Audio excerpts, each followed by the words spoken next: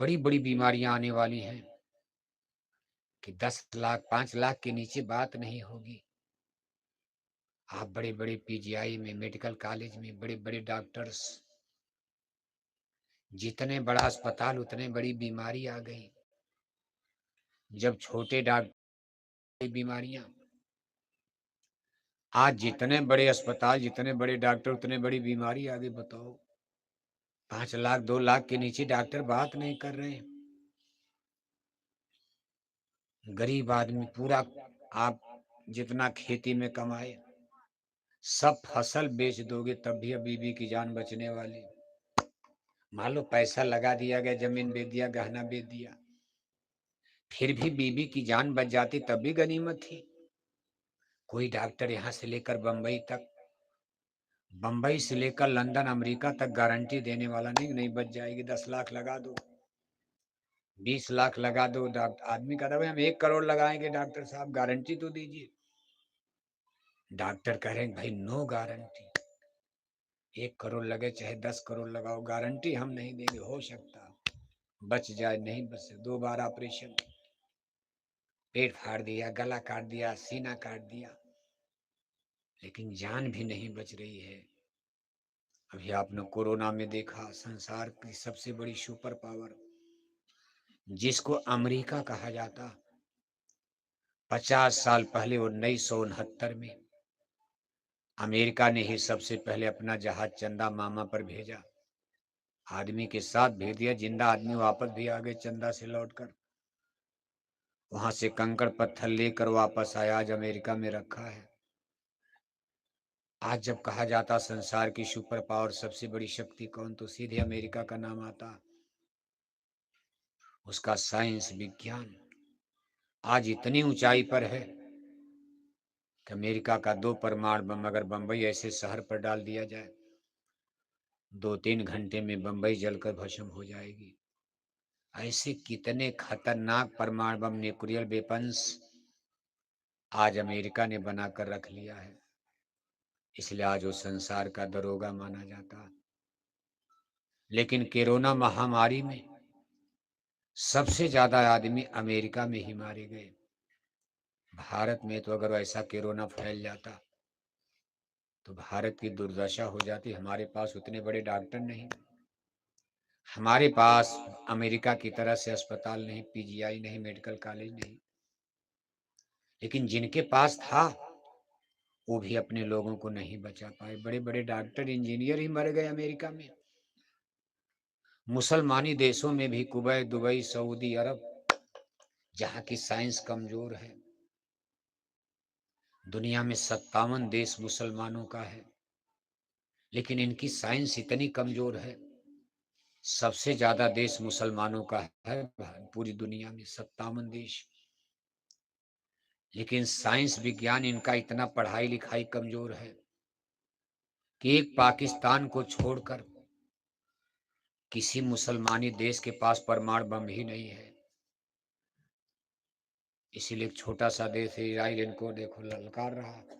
इसमें आप युद्ध देख रहे हो, इजराइल के चारों तरफ मुसलमान हैं, चारों तरफ जॉर्डन, लीबिया, लेबनान, क्या क्या लेबनान है, जॉर्डन है, सीरिया है, ईरान, इराक, चारों तरफ मुसलमान।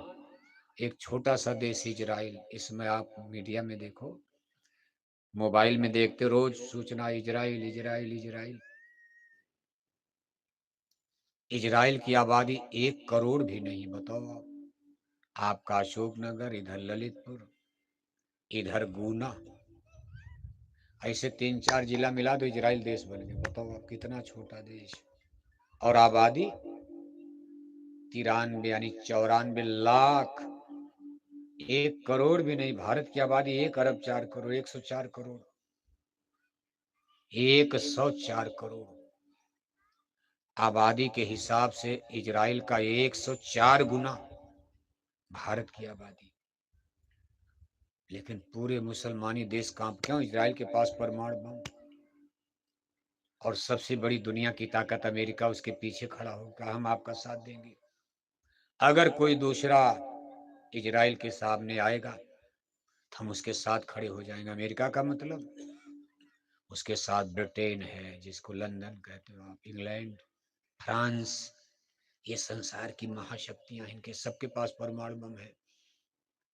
इनका धर्म क्रिश्चियनिटी, ये लोग ईसाई धर्म को सपोर्ट करते हैं, लेकिन संसार में सबसे ज्यादा देश मुसलमान भाइयों का है, 57 देश। ये लोग ज्यादातर धर्म के झगड़े में पड़े रहते, इसलिए साइंस विज्ञान पढ़ाई लिखाई, कभी कभी आप देखते भाई क्या, और लड़कियां नहीं पढ़ेंगी,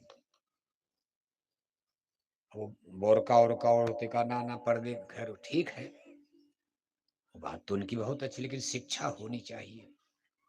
हमारी बेटियां पर्दे में रहें, ठीक है, इज्जत आबरू, हिंदू धर्म में भी आप देखते हो, अब तो थोड़ा सा जमाना बदल गया, लेकिन अभी 40-50 साल पहले 18-20 साल की बेटी हो गई तो माँ बाप दिन में भी चौखट के बाहर नहीं जाने देते थे, और कहते अगर जाती भी, कहते भाई देखो ये कहाँ जा रही है, रोज किससे बात करती, दिन भर घूमती रहती है, क्योंकि ये विषय बहुत खतरनाक है। 18-20 साल के जब बच्चे बच्चियां हो जाते, जवानी की दहलीज पर पहुंचते हैं, इनका मन अगर सही गाइड न किया जाए कि गलत रास्ता पकड़ लेंगे, फिर आप बचा नहीं पाओगे। उसी समय इनको संभालना, जब ये यौवन काल की पीढ़ी पर, सीढ़ी पर अपना एक कदम रखते हैं, इसलिए समाज की परंपरा थी। लेकिन भारत में हिंदू समाज ने तो खैर, अब तो सबने भारत में पढ़ाई लिखाई, बेटे भी पढ़ रहे, बेटियां भी पढ़ रही, लेकिन थोड़ी सी लापरवाही में देखो काम गड़बड़ हो गया। आज यूनिवर्सिटी में माँ बाप तो वहां नहीं, बेटियां पढ़ने जा रही। प्रधान जी आप भी छाया में आ जाइए। मलखान सिंह, अरे काहे तपस्या आए, छाया में आइए। नहीं आप तो धूपे में रहिए, आप रहिए वहीं रहिए, आप वहीं रहिए धूप में, सजा तो मिलनी चाहिए कुछ। तो देखो आप, थोड़ी सी लापरवाही होने के कारण आज बड़ी बड़ी यूनिवर्सिटी में, बेंगलोर, हैदराबाद, चेन्नई, बंबई, दिल्ली, यूनिवर्सिटी माने विद्या का केंद्र, ज्ञान का केंद्र, सबसे बड़ा केंद्र है। लेकिन आज हमारी 18-20 साल की बेटियां बड़े बड़े यूनिवर्सिटी में, वहां के होटल वार क्लब में, वहां की गलत संगत में पढ़कर 11-11 बजे रात तक शराब पीने लगी, और किसी जाने अनजाने के हाथ में हाथ डालकर ये वहां आधी आधी रात तक नंगा नाच नाचती, डांस करती। अब वहां तो कोई है नहीं, देखो गड़बड़ हो गया। पढ़ाई लिखाई तो ठीक है, इंजीनियर बने, डॉक्टर बने, लेकिन ये जो धंधा खड़ा हो गया, धर्म का नाश कर दिया। हमारी बेटियों ने भारत में शराब पीना शुरू कर दिया, और कहाँ, यूनिवर्सिटी में, और ये नंगा नाच नाचती, हाथ में हाथ डालकर। कोई मान लो देख ले आप, माँ बाप तो हाँ है नहीं, मान लो कोई चला गया, कोई रिश्तेदार परिचित आदमी वहां पहुंच गया, देख लिया, कहा बेटी कल तुम मोटरसाइकिल पर बैठकर किसके साथ हाथ में हाथ डालकर नाच रही थी, क्या कर रही थी? तो बेटियां कहती वो मेरा बॉयफ्रेंड है। क्या है? अंग्रेजी, अंग्रेजी बोलती। आप समझ नहीं पाओगे बॉयफ्रेंड क्या होता है। जब तक आप गांव में समझोगे बॉयफ्रेंड का मतलब, तब तो गड़बड़ घोटाला हो जाएगा। बॉय माने लड़का, फ्रेंड माने दोस्त। बेटियां करें भाई मेरा बॉयफ्रेंड है, लड़का दोस्त। और लड़के से पूछा जब बेटा तेरे साथ ये कौन नाच रही, तो लड़के कहते मेरी गर्ल फ्रेंड है। गर्ल माने लड़की, फ्रेंड माने दोस्त। यानी लड़के ने लड़की को दोस्त बनाया, लड़की ने लड़के को दोस्त बनाया। और उम्र कितनी है? 18 साल, 20 साल, अभी शादी नहीं, ब्याह नहीं। अब क्या होता होगा अंदाजा लगाओ आप। हमारे भारतीय समाज में लड़की केवल लड़की को दोस्त बनाती, जिसको सखी कहते, सहेली कहते हैं। गांव में समाज की परंपरा यही तो थी, लड़की लड़की को दोस्त बनाएगी, सखी सहेली। लड़का लड़के को दोस्त बनाएगा, लेकिन एक नई कल्चर, नई सिविलाइजेशन, कोई इसमें अब क्या इसका रिजल्ट आएगा, नेगेटिव भी है, कुछ पॉजिटिव भी है। ठीक है, हमारी बेटियां इंजीनियर बने, डॉक्टर बने, टीचर बने, ट्यूटर बने, मास्टर बने, जज बने, बैरिस्टर बने, एमपी बने, एमएलए बने, मंत्री बने, मिनिस्टर बने, सरपंच बने, प्रधान बने, प्रमुख बने, सब कुछ बने। लेकिन अगर बेटियों ने शराब पीना शुरू कर दिया तो फिर धर्म कर्म बचने वाला है? जोर से बोलो। अंडे खिलाकर, शराब पिलाकर कभी भारत में राम राज की स्थापना हो पाएगी? जरूरत तो इस बात की थी कि हम बेटों की शराब छुड़ा देते। बेटियां तो नहीं पी रही थी, जब ये गांव में थी, घर में थी, पढ़ी लिखी नहीं थी, बेटियां शराब नहीं पीती थी। बच्चे बाहर जाते थे, घर के बाहर, माँ बाप का कोई कंट्रोल नहीं था, कहते भाई लड़का गड़बड़ हो गया, शहर में गया, बंबई गया, गलत संगत में बिगड़ गया। लेकिन बेटियां घर में माँ बाप के पास रहती थी, वो कभी शराब नहीं पीती थी। लेकिन बेटियों को आपने बाहर किया। आज हमारी बेटियां गलत संगत में पड़कर बेलगाम होती जा रही। बेटों की शराब हम लोग छुड़ा नहीं पाए, हमारी बेटियों ने भी शराब पीना शुरू कर दिया। और आप कहो कि रामराज आ रहा, इसको रामराज कहा जाएगा? शराब की जहां बात हुई, इसको लिए गांधी महात्मा का भी वचन था कि मैं अपने आजाद भारत में किसी भी मनुष्य को, औरत मर्द को, चाहे हिंदू चाहे मुसलमान, हम शराब नहीं पीने देंगे। मतलब आजाद भारत में इसको बंद किया जाएगा। ये गांधी महात्मा की पहली प्राथमिकता में था, उनके मैनिफेस्टो में था ये स्वराज्य। गांधी जी का ग्राम स्वराज, राम राज, उनकी किताबें पढ़ो आप। ये पहले उनकी पहला मैनिफेस्टो घोषणा पत्र था। स्कूल, अस्पताल, बंदरगाह, बिजली का कारखाना, सड़क, अस्पताल तो बाद में। पहला काम आजाद भारत में होगा शराब की दुकानें। गांधी महात्मा बीड़ी तक नहीं पीते थे। और जब गांधी जी आंदोलन कांग्रेस का चलाए थे 19 से 21, 22, बताओ आज 24 चल रहा, करीब 100 बरस पहले। अभी आजादी तो 47 में मिली, लेकिन गांधी महात्मा की योजना देखो 1920 21 में कांग्रेस की तरफ से इन्हें सेवक दल बनाए गए थे, स्वयं सेवक दल। एक तो आरएसएस है, राष्ट्रीय स्वयं सेवक संघ, ये तो अलग बना। गांधी महात्मा की कांग्रेस में बना था स्वयं सेवक दल। उन लोगों को उस समय कहा गया था आप जगह जगह जाकर धरना दो। कहाँ धरना दो? जहां शराब की दुकान, ताड़ी की दुकान, गांजा की दुकान। अफीम का युग नहीं था, नशा के रूप में अपने देश में लोग देसी चीजों का, शराब, ताड़ी, गांजा, और इतनी दुकानें भी अंग्रेजों के राज में तब नहीं थी। इतने लोग शराब पीते भी नहीं थे, फिर भी गांधी जी महात्मा ने कहा भाई जाओ वहां धरना, झगड़ा मत करना। क्योंकि गांधी महात्मा को तो सत्याग्रह आंदोलन था, कभी झगड़ा नहीं होना चाहिए। आप वहां बैठो, कुछ बोलना मत। जो लोग पीने आते हैं दुकान पर उनको समझाओ, उनको रोको प्रेम से, भाई मत ऐसा करो, घर बर्बाद हो जाएगा। नशा का सेवन करोगे, बीवी बच्चे बर्बाद हो जाएंगे। ये पैसा बचा करके अपने बच्चों के दवाई पढ़ाई के इंतजाम में ऐसे समझाओ। फिर मछली और अंडा की दुकान पर भी धरना दो। शराब तक तो गनीमत थी।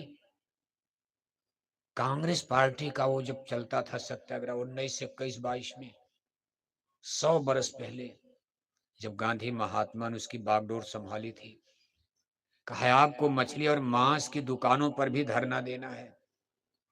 और आप आश्चर्य करोगे, उसमें हिंदू मुसलमान दोनों थे। हिंदू भी थे कांग्रेस में, मुसलमान भी थे, और सबने गांधी जी की बात को स्वीकार कर लिया था, दोनों जाते थे। राजे महाराजे जमींदार तो विरोध में थे, वो तो अंग्रेजों के साथ थे। जितने लैंडलॉर्ड, सामंत, जमींदार, राजे महाराजे, भारत की बड़ी जातियों के लोग, यानी बड़े बड़े पूंजीपति, सेठ साहब, सब अंग्रेजों के साथ थे। छोटे छोटे लोग गांधी जी के सदस्य बने कांग्रेस में, और वही लोग करते थे, लाठी डंडा खाए। आगे चल करके धीरे धीरे कांग्रेस में और एंट्री होने लगी। गांधी महात्मा तो अपनी बात पर दृढ़ रहे, लेकिन लोगों ने कहा ये तो बड़ा गड़बड़ है, ऐसा कठिन काम, मछली बंद हो जाए, अंडा बंद हो जाए, शराब की दुकान बंद हो जाए पूरे भारत में, ये कुछ अटपटा लगा लोगों को। तमाम मिजाज के लोग उसमें आए। अंत में चीज थोड़ा पीछे करते करते महात्मा गांधी बेचारे भी, देश आजाद हुआ। खैर हिंदू मुसलमानों का तब तक झगड़ा हो गया। गांधी महात्मा को गोली भी मार दी गई, चले भी गए। न स्वराज आया न रामराज आया, अब तो सब गड़बड़ सड़बड़ हो गया। आज शराब बंद होने को कौन कहे? 77 बरस की आजादी के अंदर गांव गांव में शराब की दुकानें खोल दी गई। गांधी जी का सपना तो जहां का तहां रह गया, जहां बंद होने की बात थी। हमारी सरकारों ने आप देखो, गांव गांव में शराब की दुकानें, कहीं मुर्गी पालन खोल दिया, गांव गांव में मछली पालन खुलवा दिया, सुअर पालन खोलो, शराब की दुकानें खोलो, बड़ा अच्छा बिजनेस है, पैसा खूब आ रहा, सरकार का खजाना भर रहा। स्वराज और राम राज लाने के लिए गांधी महात्मा का भाई इसको बंद करो, लेकिन हमारे पॉलिटिकल पर्संस, इसमें किसी एक पार्टी का सवाल नहीं, सब दोषी माने जाएंगे। आज तक किसी राजनीतिक दल और पार्टी ने इस पर विचार ही नहीं किया कि अंडे खिलाकर, शराब पिलाकर कोई माई का लाल भारत में राम राज ला पाएगा? जोर से बोलो। अंडे खिलाकर, शराब पिलाकर कोई माई का लाल भारत में राम राज ला पाएगा? भगवान राम के राम राज में अंडा बिकता था, भगवान राम के राजमान में शराब बिकती थी। और आज लोग क्या करें? चिंता मत करो, राम राज आ रहा, अशोक नगर में अब राम राज आ जाएगा। क्या आ जाएगा?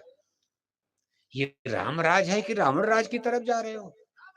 शराब के नशे में छोटी छोटी बच्चियों के साथ, उम्र 8 बरस, 10 बरस, 40-40, 50-50 साल के बुढ़े बलात्कार कर रहे हैं।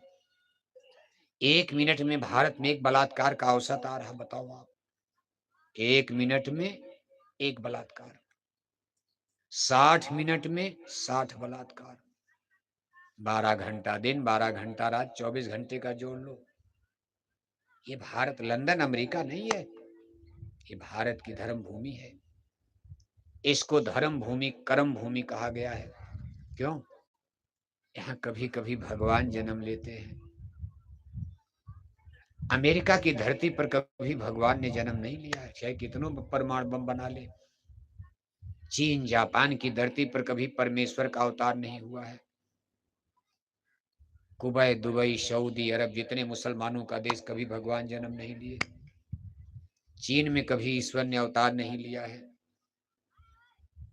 भगवान का आज हिंदू धर्म में 2 प्रमुख अवतार, सारे संसार में अवतार तो बहुत हुए, लेकिन 2 प्रमुख अवतार जिसको सीधे भगवान का अवतार कहा जाता मनुष्य शरीर में, जिससे हम आप मनुष्य लोग सीधे जुड़े हैं। एक त्रेता में रामा अवतार और एक द्वापर में कृष्ण अवतार। और ये दोनों अवतार भारत की धरती पर, तब इसको जम्बूद्वीप, सिंघल द्वीप, आर्यावर्त, ब्रह्मावर्त कहा, तब भारत नाम भी नहीं था इसका। लेकिन ये दोनों अवतार भारत में, और ये भी निश्चित है कि जब भी भगवान का अवतार होगा, आगे भी कभी होगा, तो भारत में ही होगा। लंदन अमेरिका में भगवान कभी नहीं आएंगे। इसलिए इस धरती और अमेरिका की धरती में फर्क है, लंदन अमेरिका और भारत में फर्क है। इस धरती को तो शुद्ध रखो आप, मान लो कल भगवान आ जाए, और आप इसको गड़बड़ कर रहे हो, पूछेंगे क्या कर दिया, मेरी धरती को, मेरे घर को बर्बाद कर दिया। फिर लंका तो जल जाएगी, रावण मर जाएगा। बहुत बड़ा ऑपरेशन, कितना नाराज, भगवान नाराज हो जाएंगे। लंदन अमेरिका से उतना नाराज नहीं हो रहा, वो तो भोग भूमि है। भारत के अलावा सारा संसार भोग भूमि, भोग भोगो आप। वहां तो लड़कियां औरतें बहुत दिन से शराब पी रही, लंदन अमेरिका में चलता रहता। लेकिन भारत की संस्कृति, यहाँ रामायण गीता है। इतने बड़े बड़े स्पिरिचुअल टीचर्स, इतनी बड़ी संख्या में धर्म ग्रंथ, आध्यात्मिक किताबें संसार में कहीं नजर नहीं आती। फिजिक्स है, केमिस्ट्री है, जूलॉजी, बॉटनी है, मैथ, अलजबरा, हिंदी, अंग्रेजी, ज्योग्राफी, वो सब है। लेकिन स्पिरिचुअल टीचर्स, वेद, भागवत, शास्त्र, पुराण, रामायण, गीता, इतने उच्च कोटि के ग्रंथ आपको संसार में कहीं नहीं मिलेगा। क्यों? इसकी जगह यहाँ भगवान जन्म लेते हैं। और कब जन्म लेते हैं? भगवान यहाँ कब आएंगे? आपके अशोक नगर में रोज प्रधानमंत्री आएंगे? 2 आदमी का कत्ल हो गया तो प्रधानमंत्री, दरोगे बहुत है। 2-4 आदमी का कत्ल हो गया, कहीं डकैती पड़ गई, किसी के घर में लोगों ने मार डाला 2-4 लोगों को, 10-20 लाख रुपए डाकू लूट कर लेकर चले गए, 2 कत्ल कर दिया, क्या प्रधानमंत्री चले आएंगे? अरे उनके पुलिस ही बहुत है, दरोगा आएंगे, एसपी आएंगे, बस हो गया काम। लेकिन मान लो अशोक नगर में विस्फोट हो गया, भूकंप आ गया, 10,000 मर गए, किसी आतंकवादी ने बम मार दिया, 1,000 मर गए, तब प्रधानमंत्री आएंगे? तब प्रधानमंत्री का आना पड़ता नहीं, पुलिस पे ऐसी संभाल पा रही, मिलिट्री और फौज लेकर के प्रधानमंत्री आएंगे। ऐसे ये संसार जिसने बनाया, क्रिएटर जिसको कहते हैं, इसको बनाने वाला हमने, आपने तो बनाया नहीं। हम आप तो धरती बनने के बाद यहाँ पैदा हुए। सवाल हमारे बनने बिगड़ने का नहीं है, सवाल यह है कि हमारी धरती को किसने बनाया, कौन है बनाने वाला। ये सवाल आज भी हल नहीं हो पा रहा। देखो भाई, जनरेटर चलने दो।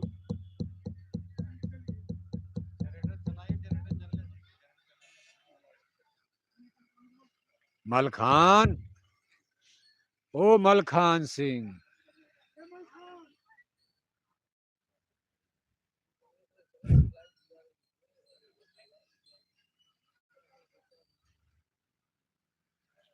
पृथ्वीराज, अरे मलखान क्या कर रहे हैं आप? भंग कर देंगे। हाँ,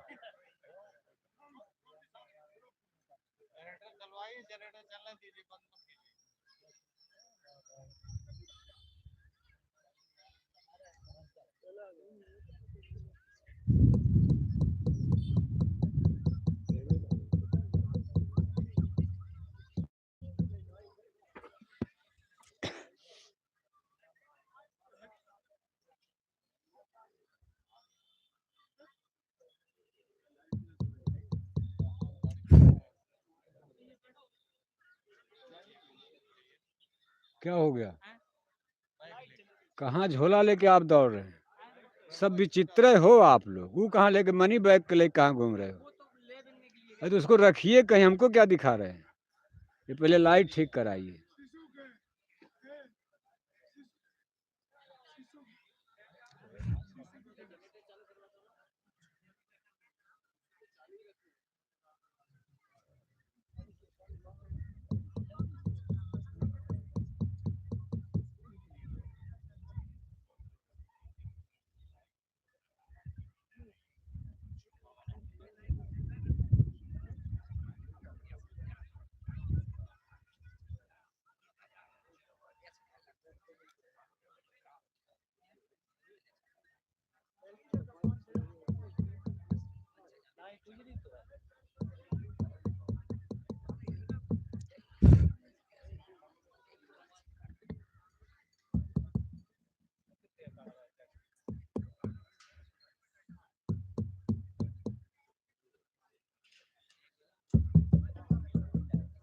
तो देखो आप,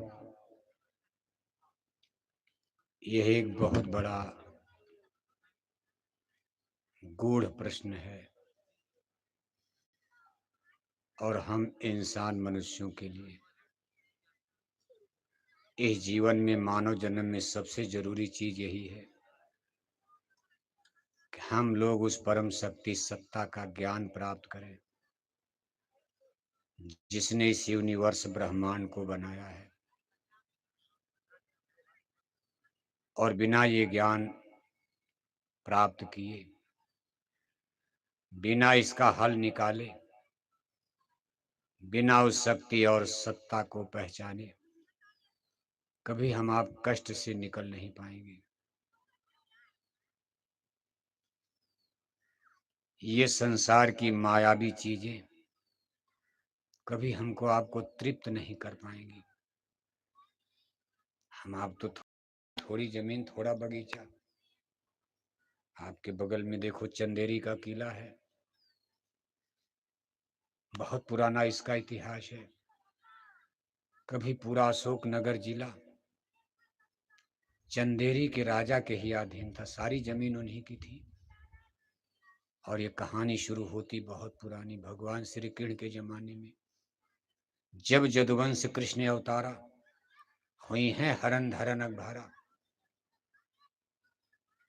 उस समय इस भारत की धरती पर भारत का इतिहास, वर्तमान में जो इतिहास किताबों में पढ़े तो अंग्रेजों ने लिख डाला। देश हमारा गुलाम था, अंग्रेज ही इतिहासकार। देश की जनता को पते नहीं, उन्होंने लिख पढ़ करके चले गए। उसमें राम और कृष्ण को तो बिल्कुल किनारे कर दिया। देश आजाद हुआ तो भारत के इतिहासकारों को उसको इनकार करना चाहिए कि भाई आपने इतिहास लिखा लेकिन ये सब चीज आपने छोड़ दिया, राम कृष्ण क्या थे ही नहीं? वो लोग कहने लगे भाई संशय है कि थे कि नहीं थे, इसलिए यहां से शुरू करो। कहां से शुरू करो? महात्मा बुद्ध महावीर से शुरू करो। महात्मा बुद्ध तो कलयुग में पैदा हुए और भगवान श्री कृष्ण 5000 साल पहले द्वापर में। यानी अंग्रेज इतिहासकारों ने करीब 4000 बरस का इतिहास, 4000 बरस के पहले कहा सब जंगल में लोग नंगे घूमते थे, पाषाण युग, पत्थर से काम करते थे। पाषाण युग माने सब कुछ काम पत्थर से ही, कहा लोहे की खोज नहीं हुई थी, सोना भी नहीं था, लोहा भी नहीं था। जब केवल पत्थर से ही, पत्थर मार मार करके हमारे पुरखे पूर्वज शिकार करते थे, बकरी बकरा मारकर। खेती होती थी नहीं क्योंकि लोहा था ही नहीं। जब लोहा नहीं तो फावड़ा नहीं, कुदाल नहीं, हल नहीं, खेती कैसे होगी? हाथ से होगी, पत्थर से होगी। इसको पाषाण युग कहा जाता। यानी महात्मा बुद्ध महावीर के थोड़ा पहले अंग्रेज इतिहासकारों ने लिख दिया कि बस पाषाण युग था। सब लोग भारत में बस लंगोटी लगाकर जंगल में रहते थे और पत्थर से शिकार खेलकर और जानवर मार करके भोजन करते। खेती होती नहीं थी, चारागाह थे, गाय बैल भैंस चराते थे और मक्खन दूध दही घी भी काम करता था भोजन में। कुछ शाकाहारी कुछ मांसाहारी, ऐसा कर दिया। लेकिन फिर भगवान कृष्ण का इतिहास कहाँ गया? 5000 बरस पहले ये धरती पर, भारत की धरती पर इतना शानदार युद्ध हुआ महाभारत का, और उसमें भी मिसाइलें चली हैं। लिखा है एक से सहस, सहस से लाखन, अर्जुन लगे सिंधु को पाटन। एक बाण अर्जुन ने मारा, थोड़ी दूर पर जाकर के वो 1000 बाण हो गया। थोड़ा दूर और गया तो 1 लाख हो गया। थोड़ा दूर और गया तो 10 लाख हो गया। बताओ आप, ये कौन सा साइंस विज्ञान था? जैसे आज न्यूक्लियर वेपन्स, परमाणु बम फूटता है, सारा संसार, शहर के शहर जल जाए। उन लोगों के पास भी इन चीजों का ज्ञान कि 10-5 हजार, और अकबर के पास 20-20 हजार की फौज एक एक बार में भेज रहे। कुछ मर रहे तो फिर भेज दिया, कुछ अजमेर की तरफ से आ रही है तो कुछ दिल्ली की, आगरा की तरफ से जा रही।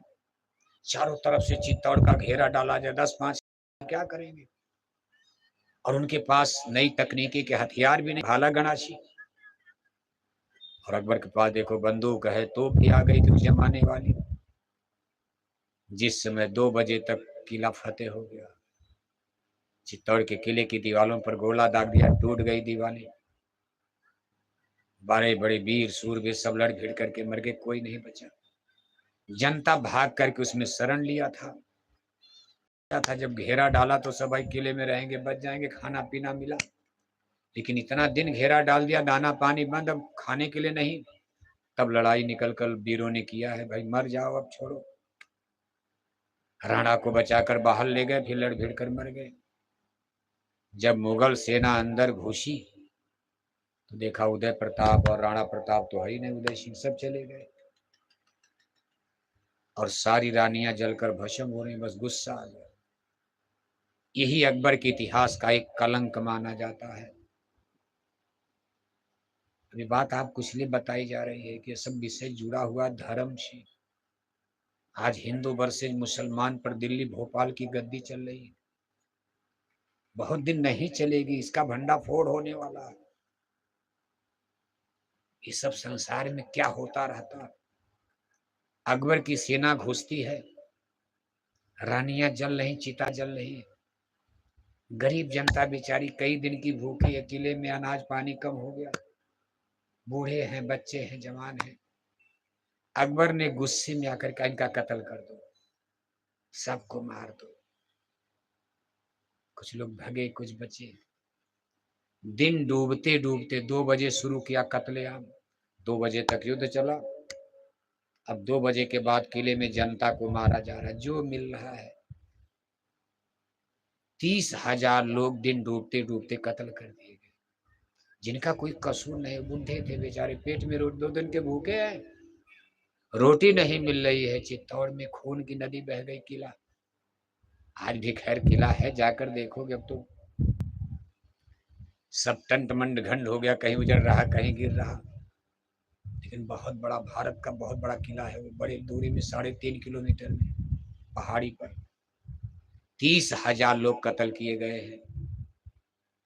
ये अकबर के लिए एक बहुत बड़ा कलंक मान। इसके बाद फिर अकबर लौट कर आए। आमेर की राजकुमारी थी, जिनको कुछ लोग जोधाबाई कुछ और नाम से, आमेर मानी जयपुर। रिश्ता नाता उधर एक राणा प्रताप तो लड़ रहे,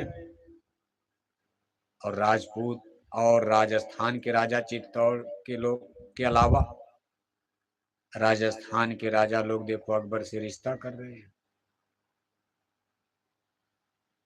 जोधाबाई, अब उनका कई नाम, हरकाबाई, जोधाबाई, क्या क्या इतिहास में लिखा। लेकिन यह है कि वो आमेर की रहने वाली राजकुमारी बताई जाती, शादी करके उसी में जयपुर बच गया। उन्होंने अकबर को समझाया, भाई उनके रिश्तेदार ही तो थे, तमाम रिश्तेदार सब लोग मारे गए उसमें। भाई उनका मायका था, पीहर था जयपुर, और सब लोगों से रिश्ता नाता आपस में था। आज दुश्मनी हो गई बात, लेकिन सब मारे गए उसमें। धीरे धीरे धीरे धीरे अकबर देखो कन्विंस हुए, और जाते जाते एक ऐसा समय आया कि अकबर ने कहा मैं शाकाहारी हो जाऊंगा। अकबर शाकाहारी, मांस खाना भी छोड़, जबकि मुसलमान भाइयों का शाकाहारी होना बहुत कठिन है, क्योंकि कहते हमारा रिलीजियस सिस्टम है, गाय मारो ईद मुबारक, और बकरी मारो बकरीद मुबारक। दीन ईमान इस्लाम का धर्म का सिस्टम ही है कि भाई हमारा थियरी सिद्धांत है, हमको गाय मारना है, बकरी मारना, नहीं तो मुसलमान होंगे, हम कहीं नहीं जाएंगे। लेकिन अकबर ने बिना परवाह के शाकाहारी बन गए। एक बार अकबर ने बीरबल से कहा, बीरबल, बहुत बड़ा परिवर्तन होने जा रहा था। अकबर ने बीरबल से कहा, बीरबल, मुझको हिंदुज्म में हिंदू धर्म की थियरी बड़ी अच्छी लगती है, बड़े दयालु लोग हैं, बड़े ये हैं। हमारे धर्म में बड़ा मार काट चलता है। कहा हमारे मुसलमान धर्म में तो मारे काट बचपन से लेकर आए, मारो काटो पीटो। हिंदू धर्म में बड़ी दया भी है, बड़ा उदारवादी है, बड़े दयालु कृपालु। बीरबल, हमको भी हिंदू बना लो, हमको भी हिंदू बना। बीरबल गए, कहा हमारा ठीक है, 1-2 दिन का समय दीजिए। अगले दिन सुबह उठ करके बीरबल एक तालाब में एक गधे पर वो खूब पानी में नहला रहे हैं साबुन सोडा लगाकर। अकबर का वही जाने का रास्ता था, उसी रास्ते पर बीरबल को पता था एक बादशाह घूमने रोज आते हैं सुबह। सुबह बादशाह अकबर पहुंच, अरे कहा बीरबल ये सुबह सुबह क्या हो रहा, गधा तुमने गधा कब खरीद लिया? भाई आप राजा हो। बीरबल राजा थे, अलवर के जिला के रहने वाले, जिसको राजस्थान। अकबर बीरबल का घर अलवर जिला राजस्थान प्रदेश में। लेकिन अकबर के 9 रत्नों में वो भी एक राजा थे, स्टेट के मालिक राजा थे। जैसे राजा टोडरमल, बीरबल, कुछ हिंदू लोग भी अकबर ने अपने दरबार में बहुत सम्मान दिया था। अकबर ने कहा तुम राजा हो गए, गधा कब से धो? अरे हाथी घोड़ा रखने वाले आदमी, वो भी तुम्हारा नौकर चाकर, तुम गधा धो रहे हो? बीरबल ने कहा हुजूर इसको आदमी बना रहा हूं। क्या बना रहा हूं? 2-4 दिन धोऊंगा आदमी बन जाएगा। बीर अकबर ने कहा बेवकूफ आदमी, अरे 2-4 नहीं, 2 महीना नहीं, 2-4 साल नहीं, कई जन्म गधा को धोगे, गधा कभी आदमी बनेगा? गधा आदमी बनेगा? अकबर ने कहा हुजूर अगर गधा आदमी नहीं बनेगा तो मुसलमान हिंदू नहीं बन सकता। अगर गधा आदमी नहीं बन सकता है तो कोई मुसलमान हिंदू नहीं बन सकता। हिंदू मुसलमान बन सकता है। बकरी मुर्गी खा रहा है, गाय खाने लगेगा, गाय की मांस हो गया मुसलमान। लेकिन जिसने गाय की मांस खा लिया वो हिंदू कैसे बनाया जाएगा हुजूर? गाय की मांस खा लिया, वो हिंदू धर्म में तो गाय की पूजा होती है। हिंदू लोग गाय को माता मानते, दाना चारा पानी देते, गाय की सेवा करो, गो सेवा हिंदू धर्म में माना जाता। भाई गो सेवा बहुत बड़ी सेवा, इससे भगवान खुश होगा, दया बरकत देगा। और जो गाय की मांस को मार करके खा लिया उसका ये पाप कैसे धुलेगा हुजूर? ये पाप नहीं धुल पाएगा हिंदू धर्म के मुताबिक। आपके धर्म में क्या होता है आप जानो। आपके धर्म, बीरबल कह रहे भाई आपके धर्म में क्या होता है आप जानो। लेकिन हिंदू धर्म में तो गाय की पूजा होती है। खैर बीरबल को मान जाना चाहिए था, बहुत मंत्र उंतर था, पढ़ ओढ़ लेते आप, गंगा में ले जाकर नहला देते, विद्वानों को बुला करके मंत्र उंतर पढ़ करके गंगा जल छिड़क करके शुद्धिकरण करवा देते। अगर बादशाह अकबर उसमें हिंदू बन जाते तो भारत का इतिहास बदल गया होता, हल्दी घाटी का युद्ध न हुआ होता, तब तो अकबर और राणा प्रताप में दोस्ती हो गई होती, धर्म का ही झगड़ा खड़ा हुआ। केवल गद्दी किले की बात होती तो क्या था, अकबर तो कह रहे थे राणा प्रताप सिंह कि मैं आधा हिंदुस्तान आपको दे रहा, सतपुड़ा के आगे दक्षिण भारत में आप राजा, उत्तर भारत में केवल 2 राजा रहेंगे, आप हमसे मिल जाओ। भारत में केवल 2 राजा रहेंगे, एक उत्तर में मैं और दक्षिण में महाराणा प्रताप। आधा राज मैं आपको दूंगा, बस हमारी एक बात मान लो, चित्तौड़ के किले पर हमारा हरे रंग का मुसलमानी झंडा इस्लाम का फहरा दो। राणा प्रताप ने कहा मेरे केसरिया झंडे का क्या, और कहा आपका भी रहेगा, लेकिन हमारा झंडा थोड़ा ऊपर रहेगा और आपका हिंदू धर्म का पीला केसरिया झंडा थोड़ा सा, जिससे ये मालूम पड़े कि नहीं हम ऊपर हैं, आप, हमारा धर्म ऊपर हो गया, आपका नीचे। राणा प्रताप ने कहा ना ना ना, मर जाऊंगा, कट जाऊंगा, पिट जाऊंगा, जिस दिन मैं मर जाऊंगा मेरी मुर्दा लाश पर चढ़ करके चित्तौड़ पर अपना झंडा फहरा देना, लेकिन मेरे जीते जी चित्तौड़ के किले पर यह झंडा फहरने वाला नहीं। दिल्ली पर फहरा दिया, आगरा में फहरा दिया, मध्य प्रदेश की तमाम रियासतें मुसलमानी धर्म को मान गई, राजपूत वंश के राजस्थान के बीकानेर, जैसलमेर, जोधपुर, जयपुर, सब रियासतें, अलवर, सब किलों पर मुगल झंडा फहर गया। लेकिन राणा प्रताप ने कहा ना ना, अपने जीते जी मैं नहीं, भले मर जाऊंगा, कहने का मतलब यह है कि लड़ाई कई कोण से होती है। एक बार फिर आप दुनिया में देख रहे हो, जमीन जायदाद की लड़ाई अलग है। जब देश में मुसलमान नहीं थे, भारत में हिंदू राजा ही राज करते, क्या नहीं लड़ते थे? किले महल के लिए लड़ाई होती रहती। राम रावण का युद्ध हिंदू मुसलमान का था, लड़ाई आज से हो रही है। राम रावण का युद्ध हुआ, क्या राम रावण का युद्ध हिंदू मुसलमान की लड़ाई थी? धर्म अधर्म का युद्ध था। धर्म में गड़बड़ी आ रही थी, अधर्म फैल रहा था, उसको नष्ट करके धर्म की स्थापना करने के लिए राम रावण का युद्ध हुआ। कौन धर्म था, कौन अधर्म था?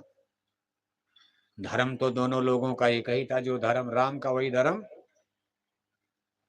जो धर्म राम का वही धर्म रावण का। उसमें संसार में एक धर्म था, उसको वैदिक धर्म कहा जाता। उसमें हिंदू भी नहीं थे, मुसलमान, सिख, ईसाई, जैनी, पारसी, बौद्धिस्ट, पादरी। आज तो दुनिया में हजारों धर्म है, तब केवल एक धर्म था। इसको वैदिक धर्म कहा गया रामावतार में। वैदिक धर्म माने जो वेदों के ज्ञान पर सफर करता, उसको वैदिक धर्म कहते। वेदों की संख्या 4 बताई गई, साम वेद, ऋग्वेद, यजुर्वेद, अथर्ववेद। वैदिक धर्म का फंडामेंटल प्रिंसिपल, मूल थियरी, सिद्धांत क्या है? सत्य, अहिंसा परमो धर्म है। सत्य ईश्वर का सांकेतिक नाम है। सत्य ही ईश्वर है, ईश्वर ही सत्य है।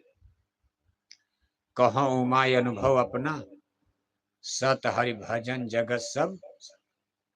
कहा संसार का सब जितना फैलाव बखेड़ा देख रहे हो, सपना माने झूठा है।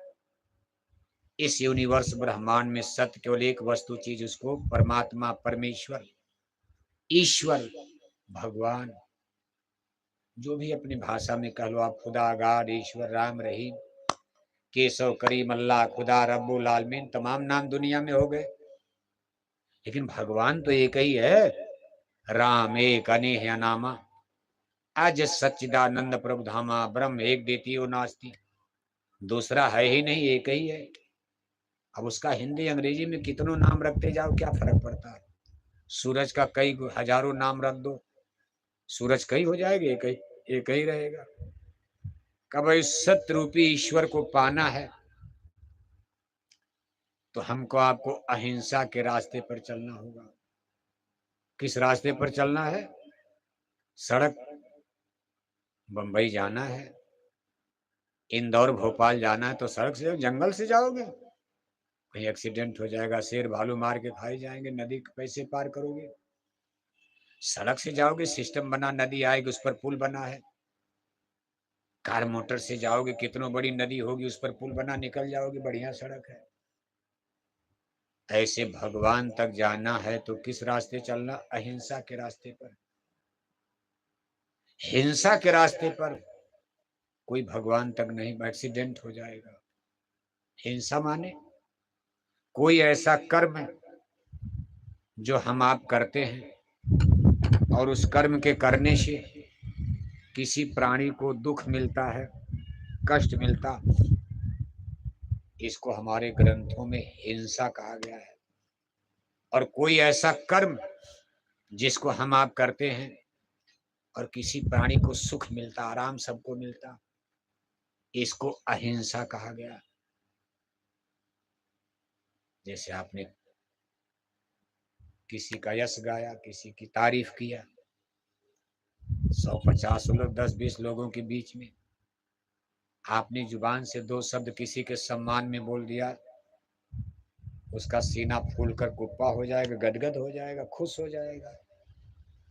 और आपने 10-20 लोगों के बीच में किसी को गाली दे दिया, डांट दिया, अपमान कर दिया, उसको बेइज्जती लगेगी, उसके अंदर में भले न बोले लेकिन मन तो रोएगा, तकलीफ होगी। इसको कहते हैं वाणी की हिंसा, मनसा वाचा कर्मणा। हिंसा की 3 कैटेगरी होती। वाणी से हमने किसी को दुख पहुंचा दिया, खुश होगा वो? भाई हर आदमी कहता है हमारी बड़ाई हो, हमारी इज्जत हो, और आपने भरी सभा में बेइज्जत कर दिया उसको, तो उसको कष्ट होगा। इसको कह किसी को गाली दे दिया, किसी के बाप दादा को गाली दे दिया, उसका अपमान कर दिया। इसको वाणी, मनसा वाचा, वाचा हिंसानी वाणी से। दूसरा है मनसा हिंसा, मनसा वाचा कर्मणा। कर्म वाली तो आप जानते हो, कर्म माने चाकू तलवार उठाया और बकरी बेचारी प्यासी है, प्यासी बकरी को पानी पिलाओगे खुश, कितना आपको आशीर्वाद देगी, दुआ देगी। और आपने प्यासी बकरी को तलवार लेकर टुकड़े टुकड़े काट डाला। बकरी प्यासी है, जंगल से आई है, प्यासी है, पानी पिलाने की जगह आपने उठाया तलवार चाकू काट डाला और शाम तक अपना भोजन बना के खा रहे हो आप। अब उसमें हिंसा है। बकरी को आपने दुख दिया, उसको पानी पिलाओगे तब तो सुख मिलेगा। इसको कर्म की हिंसा कहते, जो कर्म करके। और तीसरी हिंसा है मनसा हिंसा, मन से। हमने मन से किसी का बुरा सोच लिया कि हे भगवान, मेरी कोठी गांव में ठीक, पूरे गांव की कोठी गिर जाए। आज का आदमी ज्यादातर यही सोचता है,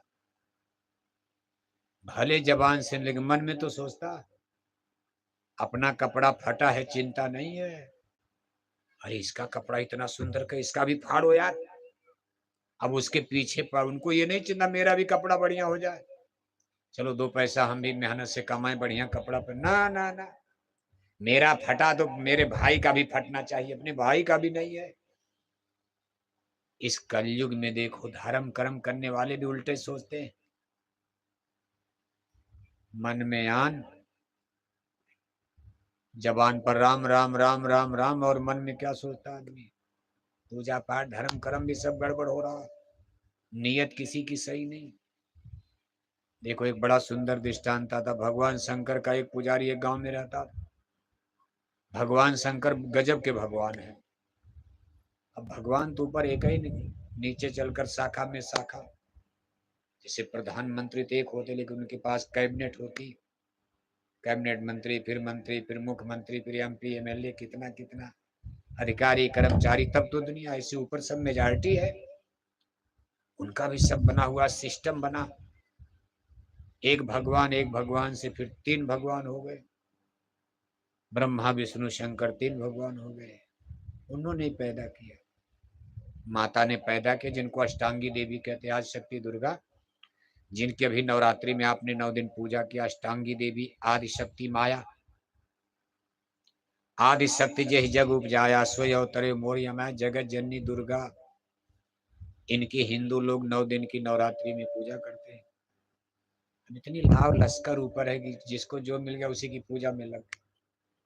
मुसलमानों को कोई मिल गया, कोई, अब कोई कोई जैसे, इसको इस तरह समझो आप, जैसे आपके गांव से लेकर दिल्ली तक कितनी मेजॉरिटी, कितने अधिकारी कर्मचारी, सिस्टम बना। अब कोई कोई आदमी गांव में एक पुलिस से दोस्त, उतने में खुश है।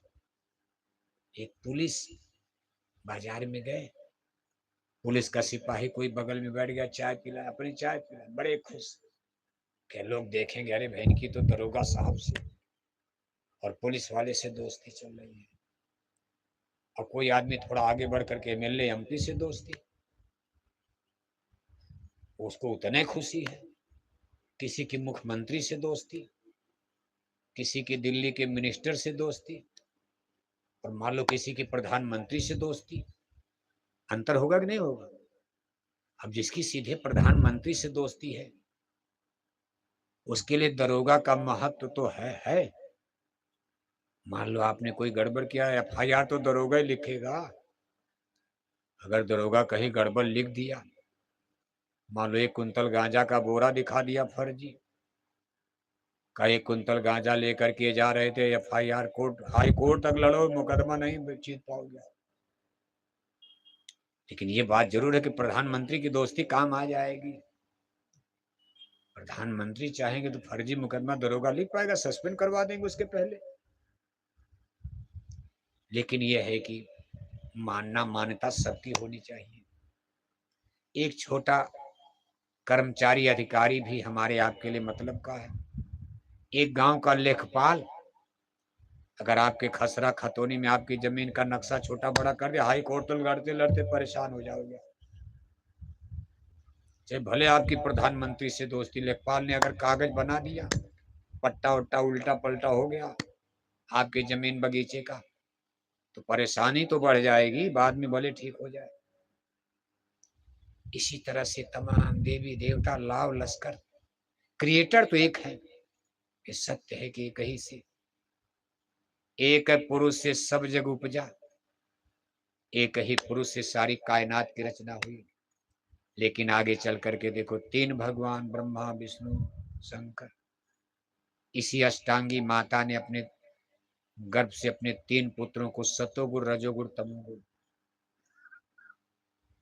किस पर जन्म दिया? सतोगुण रजोगुण तमोगुण। हमारी आपकी शरीर तो हाड़ मांस की, क्षितिजल पावक गगन से मेरा, जल पृथ्वी अग्नि वायु आकाश, यहाँ के 5 एलिमेंट्स तत्व लगाए गए। लेकिन ब्रह्मा विष्णु शंकर की उत्पत्ति सतोगुण रजोगुण तमोगुण। सतोगुण पर भगवान विष्णु, रजोगुण पर भगवान ब्रह्मा सबसे बड़े भाई, और तमोगुण पर भगवान शंकर। तमोगुण गड़बड़ गुण है। तमोगुण का मतलब गुस्सा आना, क्रोध करना, लड़ाई करना, गोली मारना, कत्ल करना। और ये गुण ऊपर से हो जाता। अगर कोई बच्चा तमोगुणी है, वहां से पेंट करके तमोगुण में पैदा हुआ, अब आप कितनों उसको यूनिवर्सिटी कॉलेज में भेजोगे, कितनों बढ़िया कोचिंग कार्य में पढ़ाओ, चोरे डाकू बन के निकलेगा, कट्टा चलाएगा, कहीं प्रिंसिपल को गाली, कहीं मास्टर को गाली, प्रिंसिपल मुर्दाबाद, मास्टर मुर्दाबाद। स्कूल कॉलेज यूनिवर्सिटी में जाके गोल बनाएगा, झगड़ा करेगा, स्कूल से नाम कट जाएगा, पुलिस वाले पकड़ कर 2-4 बार डंडा मारेंगे, जेल में डालेंगे, बाद में काउंटर कर देंगे, कहा गड़बड़ आदमी है, मानता ही नहीं है। एक बार जमानत होगी, छूट कर आप फिर गोली चला दिया, 4 आदमी मार दिया, फिर पुलिस पकड़ कर ले जाएगी, 2 साल जेल में रखेगी, आप छोड़ दो, ठीक हो गया होगा, आपकी छूट कराया। अशोकनगर में 10 आदमी को गोली मार दिया, तब सरकार कहेगी भाई इसका इनकाउंटर कर दो, कोई केस उस नहीं है, खत्म करो। न जाने कितने को मार डालेगा, ये सुधरेगा? इनकाउंटर करवा देती है सरकार। ये सब देखो गुणों पर होता। गुण गुण सतोगुण रजोगुण तमोगुण। कितने बच्चे देखो जन्म के संस्कारवान होते। Coming events cast their shadows before होनहार बिरवान के हो चिकनोपात।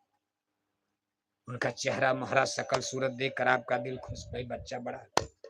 उसके घर जाओगे, छोटा बच्चा है, तोतली भाषा बोलते, आपकी गोदी में बैठ जाएगा, पैर छूने लगेगा, आप कहोगे यार बच्चा बड़ा होनहार है, बड़ा उच्च संस्कार है। किसी किसी घर में आप जाओ, सब बच्चे इतने अच्छे होते, तो लोग कहते भाई बड़ा अच्छा परिवार है। बच्चे से लेकर बूढ़े जवान तक सब सभ्य हैं, आदर सत्कार सेवा सम्मान सब, यही सब तो देखा जाता। Good idea, good behaviour, good thinking, अच्छी सोच, अच्छा चिंतन, अच्छा व्यवहारिक जीवन। और कितने कितने घर में जाओ आप, बच्चे से लेकर बूढ़े तक सब गड़बड़ सड़बड़ नजर आते हैं। न कोई पूछने वाला, न कुछ करने, कोई उधर जा रहा, कोई उधर जा रहा, न कोई दुआ है, न कोई सलाम, भाई हमारे दरवाजे कोई आया, तो लोग कहते बड़ा संस्कारहीन घर है, बड़ा दुष्ट लोग रहते हैं। हमें सब गुणों का अंतर होता। तो देखो आप भगवान शंकर का वो पुजारी, तमोगुण के देवता भगवान शिव हैं, इसलिए उनको अल्हड़ रानी कहा जाता है। कब क्या कर देंगे, इसलिए उनको ड्यूटी भी गजब की मिली है। भगवान ब्रह्मा को ड्यूटी मिली शरीर बनाओ, भगवान विष्णु को ड्यूटी मिली भरण पोषण, सबको रोटी कपड़ा मकान आप देंगे। मंत्रालय अलग अलग है, जैसे मिनिस्टर होते हैं, इरिगेशन मिनिस्टर, सिंचाई मंत्री हैं, बिजली मंत्री। बिजली मंत्री माने बिजली होता है? अरे भाई आदमी है, उनको ड्यूटी भाई बिजली मध्य प्रदेश में कम ना होने पाए, बिजली बनाओ आप। जैसे जल देवता, जल देवता माने पानी नहीं, जल देवता माने कहाँ बाढ़ लाना है, कहाँ सूखा लाना, नर्मदा का पानी, गंगा का पानी, यानी इस पर जितना जल की व्यवस्था जो देखेंगे, एक देवता है, एक आत्मा है। जैसे मेघ देवता हैं, मेघ देवता माने कोई बादल। अब कहाँ पानी बरसाना है, कहाँ सूखा डालना, इसकी जो ड्यूटी उनको मेघ देवता। अग्नि देवता, हवा चलाने वाले पवन देवता, सब आत्माएं हैं, शक्ति पावर है। अब देखो भगवान शंकर उस भक्त से खुद से पूजा किया, भगवान शंकर बड़ी जल्दी खुश भी हो जाते हैं, क्योंकि ये लोग मुक्ति उक्ति के दाता नहीं है। अब जिसके खजाने में जितना होगा, अभी हम आगे चर्चा करेंगे, नाराज मत होना। अभी अब एक एक पाठ सुनते चलो, आपको भगवान शंकर मुक्ति नहीं दे सकते। अब शंकर के पुजारी आप नाराज हो जाओगे कि महाराज ये कैसे आपने कहा दिया, हम तो शंकर भगवान से बड़ा किसी को मानते नहीं। शंकर भगवान के खजाने में जो उतने तो देंगे। आपको फांसी की सजा अदालत ने सुना दिया, अब आप कहो दरोगा फांसी से छुड़ा देगा। अदालत ने फांसी की सजा दे दिया। अब केवल एक शक्ति है जो आपको फांसी से बचा सकते, उसको राष्ट्रपति कहा जाता है, राष्ट्रपति। बाकी अब आपको फांसी से कोई नहीं बचा सकता। अगर हाई कोर्ट सुप्रीम कोर्ट ने फांसी दे दिया, केवल एक शक्ति है, राष्ट्रपति आपको माफी दे सकता है। दरोगा नहीं, कलेक्टर नहीं, एमपी एमएलए नहीं, मंत्री मिनिस्टर नहीं, केवल राष्ट्रपति बचा सकता है। इसलिए मुक्ति कहाँ मिलती? ये पूजा जैसे आप, अब देखो भगवान शंकर ने अपने भगत को वरदान दे दिया, कहा जाओ हम आपको वरदान देते, हम आपसे खुश हो गए, जो चाहो हमसे मांग लो, लेकिन एक शर्त है कि जो मांगोगे वो तो आपको मिलेगा, लेकिन आपके पड़ोसी को दूना हो जाएगा। कितना हो जाएगा? कहा भगवान ये कौन वरदान है? अरे पड़ोसी से तो हमारा कंपटीशन चल रहा, हमारी एक कोठी बनेगी उसकी दो बन जाएगी, तब तो हम नीचे रह गए, हमको कोई दूसरे गांव से कंपटीशन करना।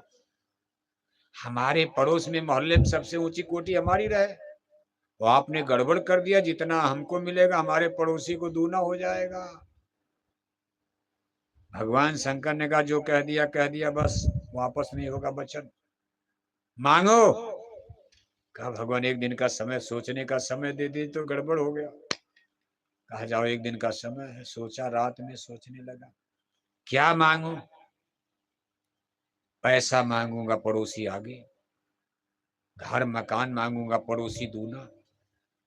कहा अच्छा बस।